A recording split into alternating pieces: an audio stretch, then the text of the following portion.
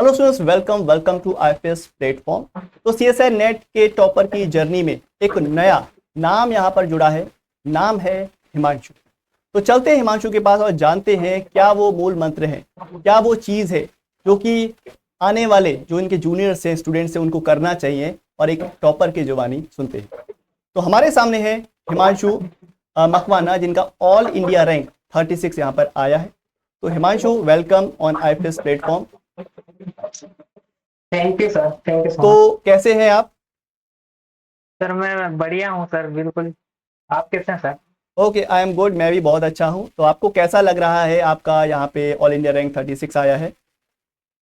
Sir बहुत खुशी हो रही है सर। बहुत समय से इंतजार था सर, एलएस नहीं हो रहा था, बहुत टाइम हो गया था सर। दो से तीन तीन प्रयास हो चुके हैं सर, तो इस बार बहुत खुशी हुई सर होने में। यानी कि आपका ये तीसरा अटेम्प्ट था। ओके। जी सर, तो मेरा यार, तीसरा अटेम्प्ट। तो ये तो बहुत खुशी की बात है कि आपका यहाँ पे ऑल इंडिया रैंक 36 आया है। तो जी आपकी सर। जर्नी भी थोड़ी बड़ी है और आपकी जर्नी में बहुत कुछ यहाँ पर हुआ होगा। तो उस जर्नी के बारे में हम थोड़ा जी सा सर। जानना चाहते हैं कि आपने सीएसआई नेट की प्रिपरेशन कब से स्टार्ट करी थी और उसके बाद अब तक का जो आपका सफर है, आप सभी दर्शकों को थोड़ा सा बताइए। जी सर। सर मेरा बेसिकली जैसे मैं मास्टर्स मैंने government Holkar science college Indore से किया है सर। इंदौर से क्या? ओके। तो मास्टर्स के ही जब सेकेंड सेमेस्टर था, हम्म। सॉरी थर्ड सेमेस्टर था, तब हमारे कॉलेज के जो HOD ma'am, Shri Rekha Sharma ma'am, okay. उन्होंने एक हमारे लिए टीचर्स डे पे एक सेशन ऑर्गेनाइज करवाया था, जो कि एफएस का ही था। अच्छा। उन्होंने ओके। हमें ये गिफ्ट दिया था कि चलिए आज हम आपको आपको गाइड करने के लिए कुछ अच्छा इंट्रोड्यूस करते हैं, जिससे आपको भविष्य में आप जो भी कर सकते हैं, हम्म। स्कोप है, तो उसकी आपको जानकारी मिलेगी। तो इसलिए एक स्पेशल सेशन आईएफएस के थ्रू ही रखवाया गया था सर, ओके। हमारे कॉलेज ने। तो वहीं से सर पहली बार मेरे को जानकारी मिली थी सीएसआईआर नेट के बारे में, कि आगे कैसे करना है, आगे किस प्रकार से मतलब यहाँ पे पढ़ाई होती है, इंस्टीट्यूट के बारे में भी जानने को मिला था। और सर विशाल सर ने लिया था वो वाला सेशन अच्छा, सर। विशाल सर ने लिया था। Okay okay. ये बहुत ही जी अच्छी सर। अच्छा लगा सुन के कि आपने सबसे पहले सीएसआर नेट एग्जाम के बारे में ही आईएफएस से ही सुना था। जी ठीक है। सर, बिल्कुल। तो आप पहले सबसे पहले मतलब पहले अटेम्प्ट में आपने कैसे प्रिपरेशन स्टार्ट करी थी? जरा आप थोड़ा सा स्टूडेंट्स को बताएं कि पहले बार आपने क्या सोचा था और कहाँ से चीज़ों को पढ़ा था। सर जैसे मैंने प्रिपरेशन करना स्टार्ट किया, मतलब तो वैसे सर मेरे पास थोड़ा इकोनॉमिक कंडीशन उतनी अच्छी नहीं थी, तो सर मेरे को पहले ये था कि मैं कैसे भी करके आईएफएस का बेस ज्वाइन कर लूं, या तो रिकॉर्डेड ले लूं, या तो मैं ऑनलाइन बैच चालू कर लूं। अब ऑफलाइन तो आ नहीं सकते थे सर वहाँ पे, सही। जैसे तैसे ही इंदौर में रह रहे थे सर वैसे तो। इसीलिए फिर मुझे फिर धीरे धीरे यूट्यूब पे आईएफएस का चैनल मेरे को दिखा, उस पर मुझे बहुत सारा फ्री कंटेंट दिखा सर। ओके। और सच कहूँ मैं सर, मैंने ना कोई नोट्स बनाए हैं, ना मैंने कुछ किया सर, सिर्फ मैंने आईएफएस का चैनल ही फॉलो किया है। और बीते 2 से 3 सालों में मैं केवल आईएफएस का चैनल मेरा सहारा था सर। मतलब आईएफएस के चैनल पे जितने भी फ्री लेक्चर सीरीज चलती थी, हमारी इमोशन बेच 1 2 3 जितके पुराने लेक्चर जितने भी है सर, मैं पूरा फॉलो करता था सर। मोल बायो बायो के लिए प्रांशु सर की मैंने सीरीज फॉलो की थी, देव बायो के लिए विशाल सर, एप्टीट्यूड आपसे पढ़ा है सर मैंने। ओके। और ओके। उसके बाद में केसी सर से बायोकेमिस्ट्री सर, ये पूरा भी जितना आईएफएस में जितना भी फ्री कंटेंट पढ़ा है सर, बहुत बहुत काम का है सर, बिल्कुल बहुत वैल्यूबल है। और इसी के कारण में उससे जो भी मुझे नोट्स थोड़ा बहुत बनाना पड़ता था, तो मैं उन्हीं के थ्रू बनाता रहता था सर, और बस वही फॉलो किया मैं। ओके। तो मतलब आपका कहने का मतलब है कि अगर हम यूट्यूब पे भी अगर रेगुलर बेसिस पे यहाँ पर जुड़ते हैं आईएफएस प्लेटफॉर्म पे, तो आप यहाँ पर बिल्कुल। बहुत अच्छा कंटेंट यहाँ पे आपको मिलता है और आप यहाँ पे रैंक भी निकाल सकते हैं, जैसे कि आपका जीता जाता एक बिल्कुल। एग्जाम्पल हमारे सामने है हिमांशु। तो बहुत अच्छा लग रहा है आपसे बात करके। तो मैं ये जानना चाहता हूँ कि नेक्स्ट जो सवाल स्टूडेंट्स का होता है कि आपके इस लाइफ में, यानी कि इस जो जर्नी में कभी कभी डीमोटिवेट भी होते हैं, जो कि हर एक स्टूडेंट का होना लाजमी भी है। बिल्कुल। तो बिल्कुल डीमोटिवेशन सर। होना और फिर उसको रिकवर करके आगे बढ़ते रहना और रैंक ले आना, ये कैसे आपने मैनेज किया? सर जैसे ही मैं पढ़ता था पहले, तो मुझे ऐसा लगता है ठीक है हो जाएगा, सभी का होता है, हम्म। तो अपना भी कहीं तो होगा सर। पर पहला अटेम्प्ट दिया तो मैं एकदम घबरा गया, मेरा 22 परसेंटाइल आया था सर। Okay okay. 22% है। तो आपको पहले अपना रियलिटी चेक मिला हुआ कि भाई मैं अभी यहाँ पर हूँ। जी सर। वो जरूरी है, मैं स्टूडेंट जी से सर। कहता हूँ हमेशा कि अपने रियलिटी चेक ले लिया करो कि भाई ऐसा नहीं है कि मैं पूरी जब प्रिपरेशन कर लूंगा तभी एग्जाम दूंगा, नहीं, एक बार अपना रियलिटी चेक जरूर करना चाहिए। हाँ, फिर आप बताइए। सर वैसे सर जैसे भी मैं बचपन से मतलब मेरी स्कूल में क्लास में टॉपर रहा हूँ सर। ओके, क्या हालांकि बात। 12वीं के बाद से मैं टॉपर नहीं रहा, लेकिन पढ़ने में मतलब जहाँ पे भी जाते थे तो वहाँ पे मतलब एक अलग रहता था कि हाँ मुझे थोड़ा एक एज है, प्लस पॉइंट है सब में कि हाँ मुझे थोड़ा सा अच्छा से आते हैं चीजें आती। हम्म लेकिन जब मैं इस एग्जाम में बैठा पहली बार हम्म तो तो मुझे पता चल गया मैं कितने पानी में हूँ सर। कुछ समझ नहीं आ रहा था, सिर्फ 22% मिला। हुआ क्या मेरे साथ। तो उसके बाद सर फिर से मैंने अच्छे से पढ़ाई की। फिर मैंने अपने आईएफएस चैनल के ऊपर भी बहुत सारे केसेस सर के जो वीडियोस होते हैं, किस प्रकार से क्वेश्चन सोल्व करना है, कैसे छोड़ना है, कैसे एलिमिनेट करके कैसे चीजों को अपन देखना है, इस प्रकार से बहुत सारी चीजें सीखी सर यूट्यूब चैनल के थ्रू।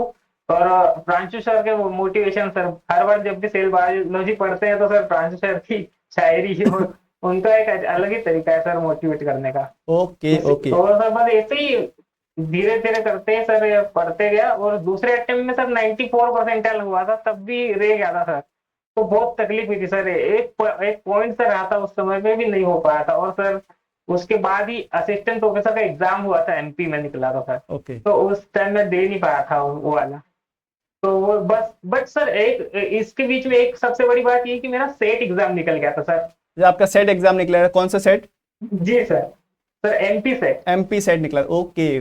उसके लिए भी आपको बहुत बहुत बधाई। यानी कि आप, जी जैसे कि सर। आपने बोला कि आप बचपन से टॉपर रहे हो और अभी भी आप टॉपर लिस्ट में शामिल हो, तो कैसा आपको फील होता है कि मतलब क्या आपको कभी प्रेशर लगता है कि मैं उस टॉपर लिस्ट से कभी बाहर ना चला जाऊं, कि लाइक कभी मैं बहुत आम आदमी ना बन जाऊं?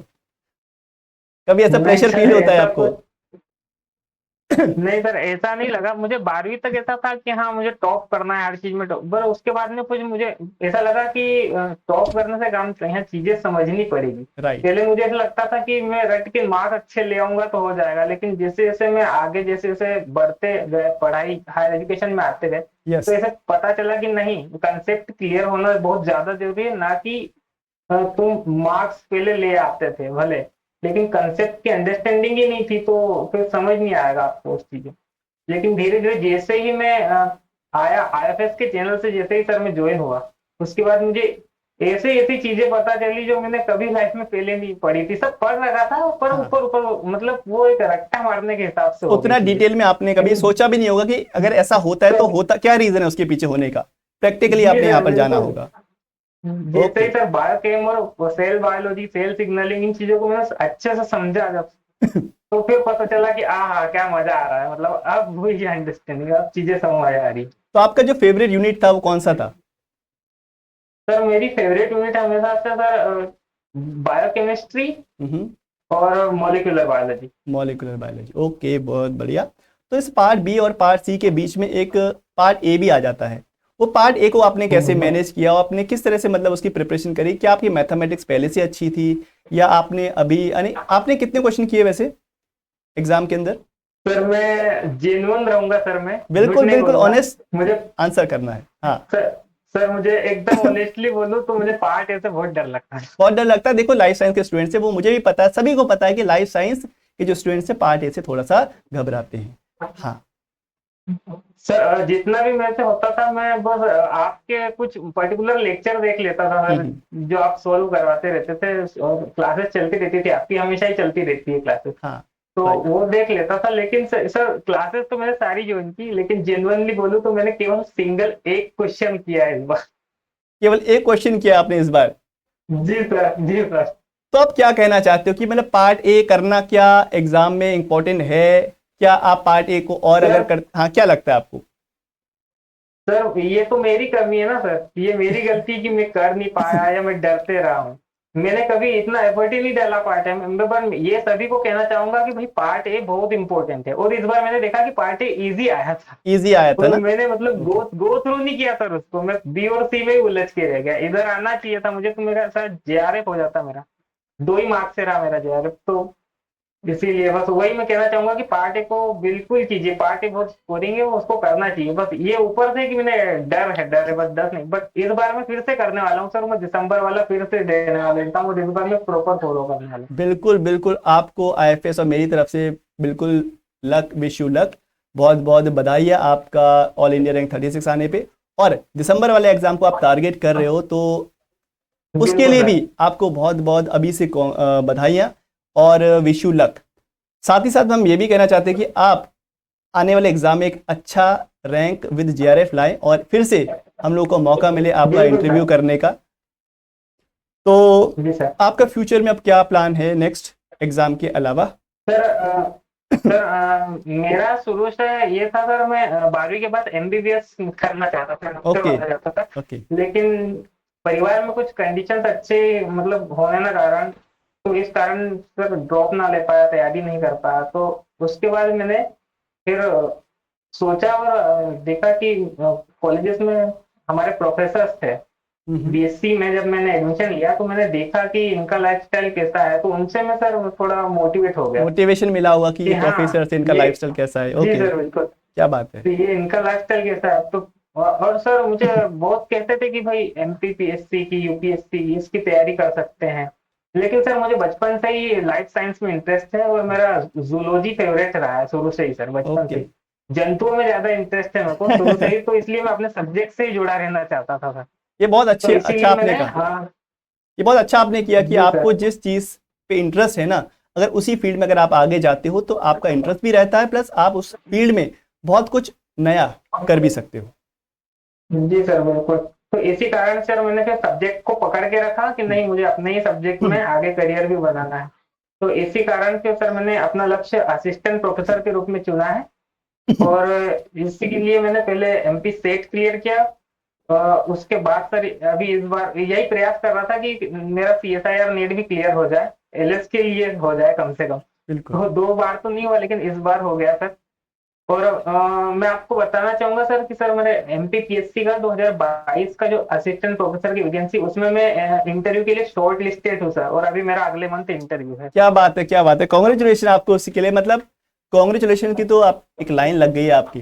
क्या बात है, बहुत अच्छा लग रहा है आपसे बात करके। मतलब आपके अंदर जो करने की, मतलब ऐसा नहीं कि आपकी रैंक आ गई फिर आप कह रहे हो कि अब तो हो गया, नहीं, आप मतलब कुछ ना कुछ नया करने के मतलब उत्सुक हो आप बहुत ज्यादा आपके अंदर। जी सर बिल्कुल। ऐसे ही रहना चाहिए, वैसे जिंदगी कभी भी रुकती नहीं है, हमको हमेशा कल से बेहतर होने का प्रयास करना चाहिए। तो बहुत अच्छा लगा आपसे बात करके हिमांशु। तो मैं चाहूंगा कि आपसे मुलाकात हो नेक्स्ट इंटरव्यू में, जेआरएफ जब आप मुकाम हासिल करें। बिल्कुल सर बिल्कुल। Okay, thank you, thank sir you. और हाँ। सर मैं आपके इस प्लेटफॉर्म के माध्यम से सर एक बार सभी को, सभी आईएफएस की पूरी टीम को, KC sir, respected Vishal sir, Pranshu sir, आप सर, आपका सर नाम नीलेश सर है मेरा नाम दिनेश सर, है। Am I right sir? Dinesh Dinesh Dinesh Dinesh. Sir, I am so हाँ। Sorry sir. तो सर आपको भी बहुत बहुत धन्यवाद सर, आप भी मोटिवेट कर देते हैं। जब भी सवाल आप कभी भी सोल्व करवाते थे तो आप ये बोलते थे कि चीते थक गए, ये चीते को समझ नहीं आ रहा है। तो ये चीजें मुझे याद है सर, जब भी ओके। कभी सोल्व डाउट करवाते थे तो सर बिल्कुल। और इनको बहुत मैं बहुत बहुत धन्यवाद कहना चाहता हूँ, आईएफएस टीम को पूरी बहुत बहुत दिल से आभार व्यक्त करना चाहता हूँ सर। एमपी सेट भी मेरा आईएफएस के थ्रू ही समझो क्लियर हुआ है, उसके बाद मेरा इस बार नेट भी, और मेरा एमपीपीएससी असिस्टेंट प्रोफेसर में भी मुझे बहुत हेल्पफुल हुआ है सर आईएफएस का चैनल, आपने उसमें मतलब पूरी इंटरव्यू में लाइन, आपने पूरी लाइन लगा दी है मतलब एग्जाम को क्रैक जी करने सर। की, कितनी अच्छी और सर बात है। एक बात बोलना चाहूंगा सर, मैंने कोई बैच ज्वाइन नहीं किया है, बिल्कुल बिल्कुल, ओनली चैनल। बिना बैच को ज्वाइन करे फ्री कंटेंट यूट्यूब पे आपको अवेलेबल है। पढ़ने वाले जो स्टूडेंट्स हैं ना, जी सर। उनके लिए कुछ भी कमी नहीं, वो कहीं से भी कैसे भी करके मैनेज करके पढ़ सकते हैं। तो ये आपको यहाँ पे सीखने को जी मिलता है। सर। बस सर, और आईएफएस के जो ऐप है सर, उस पे जो प्रीवियस ईयर क्वेश्चंस हैं उसको मैंने देखा, और जो सर जो फ्री टेस्ट होते हैं अवेलेबल आईएफएस के चैनल पे, हम्म। उनको लगाए थे सर, वो भी काफी हेल्पफुल है सर। तो मतलब प्रीवियस ईयर के क्वेश्चन अगर हम करें तो वो बहुत ही ज्यादा बेनिफिट देते हैं आपके एग्जाम में, राइट? बिल्कुल सर बिल्कुल बिल्कुल बिल्कुल। सर। तो बहुत अच्छा लगा आपसे बात करके, और आपको फिर से एक बार कॉन्ग्रेचुलेशन करना चाहते हैं हम जाते जाते, और आपके फ्यूचर के लिए बहुत ज़्यादा सभी की विशेष, आईएफएस के जितने भी फैकल्टी मेंबर्स हैं सभी की विशेष आपके लिए हैं। और थैंक यू ये मौका देने के लिए कि आपका हम इंटरव्यू कर सकें। Thank you sir, thank you so much. Thank you. तो इस CSR नेट की जर्नी में एक और टॉपर की मैं कहानी आप सभी के सामने लेके आऊँगा। तो मिलते हैं नेक्स्ट इंटरव्यू में। Till then thank you so much and happy learning.